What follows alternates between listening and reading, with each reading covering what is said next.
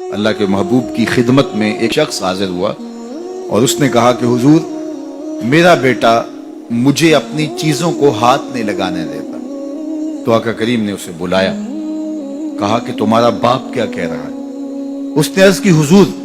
یہ چیزیں خراب کر دیتا ہے، بڑھاپا ہو گیا ہے تو چیزیں خراب کر دیتا ہے۔ تو حضور کی چشمان اقدس میں آنسو آ گئے،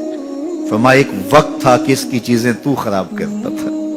اور اس نے کبھی نہیں روکا تھا۔ تو حضور نے ایک تاریخ ساز جملہ ارشاد فرمایا، انتا و مالو کا لے ابی کا، تو بھی اور تیرا مال بھی تیرے باپ کا ہے، وہ جو چاہے کرے تو اس کو روک نہیں سکتا۔ لیکن اولادیں جب سمجھدار ہونے لگے تو وہ والدین کو دقیانوس سمجھتی، وہ والدین کو اولڈ فیشن سمجھ لیتی، وہ سمجھتی ہیں کہ یہ تو جدید دور کے تقاضوں کو جانتی نہیں، حالانکہ والدین نے چکی کی طرح زمانے کو پیسا ہوتا ہے اور حالات کے جبر کو سہا ہوتا ہے اور تجربات کی چکی میں خود پسے ہوتے ہیں اور انہیں پتا ہوتا ہے کہ جو ہے وہ کیسے زندگی گزارنی ہے۔ اگرچہ وہ جدید دنیا کی اصطلاحات سے واقف نہ ہوں اور جدید زبانوں اور لہجوں سے آگاہ نہ ہوں، جدید فیشن انہیں نہ آتے ہوں، لیکن حالات کو کیسے گزارنا ہے یہ انہوں نے اپنے تجربات سے سیکھا ہوا ہوتا ہے، اور اولاد اگر ان کی اتباع کرتی ہے تو وہ سرخرو ہوتی ہے۔ لیکن چونکہ گرم خون جب آتا ہے تو پھر وہ چاہتا یہ ہے کہ میں زیادہ سمجھدار ہوں، تو والدین کو وہ اگنور کرنے لگ جاتے ہیں، اور والدین جب اپنے اختیارات سمٹتے محسوس کرتے ہیں اور اولادوں کے اختیارات بڑھتے ہوئے محسوس کرتے ہیں تو ایک طرح سے وہ اندر سے ٹوٹنا شروع ہو جاتے ہیں، اور یہ ان کے لیے اذیت کا سامان ہے۔ تو اس لیے میرے رب نے انسانی نفسیات اور انسانی کمزوریوں کو مد نظر رکھتے ہوئے کتنی خوبصورت جو ہے وہ تاکید فرمائی، وَبِالْوَالِدَيْنِ إِحْسَانًا، ان کے ساتھ تم نے حسن سلوک کرنا ہے، تمہارے رویے خوبصورت ہوں، بلکہ فرمایا تم نے ان کے سامنے اف بھی نہیں کہنا۔ کلمہ تعفیف کیا ہے؟ اف بھی نہیں کہنا۔ تو کہتے ہیں کہ آپ کے ہاتھ پر، بدن پر، لباس پر، کسی جگہ پر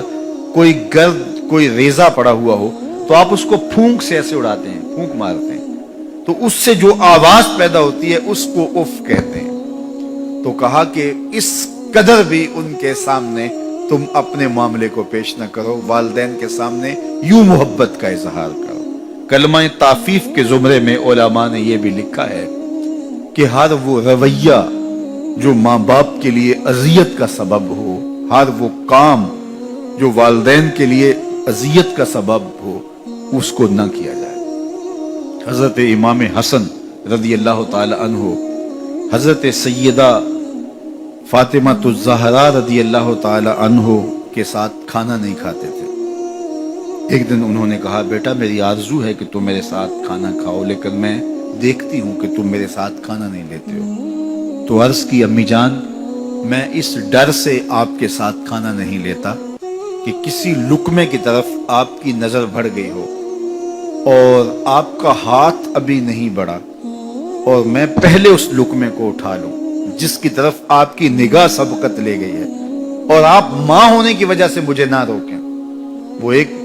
فلسفی کہتا ہے مجھے ماں کی محبت کا صحیح اندازہ اس دن ہوا جب سیب 4 تھے اور ہم 5 تھے۔ ماں نے کہا میں تو سیب پسند ہی نہیں کرتی، یہ ماؤں کے روپ ہوتے ہیں، یہ ماؤں کے پیار کا رنگ ہوتا ہے۔ تو کہا کوئی لقمہ اچھا ہو اور آپ کی نظر بڑھ گئی ہو، لیکن میرا ہاتھ پہلے بڑھ جائے اور آپ اس وجہ سے کہ آپ ماں ہیں تو آپ جو ہے وہ اس کی طرف ہاتھ نہ بڑھائیں، تو میں اس ڈر سے آپ کے ساتھ بیٹھ کے کھانا ہی نہیں کھاتا۔ تو کہا ان کے سامنے اف بھی نہ کہو اور ان کی تعظیم کرو،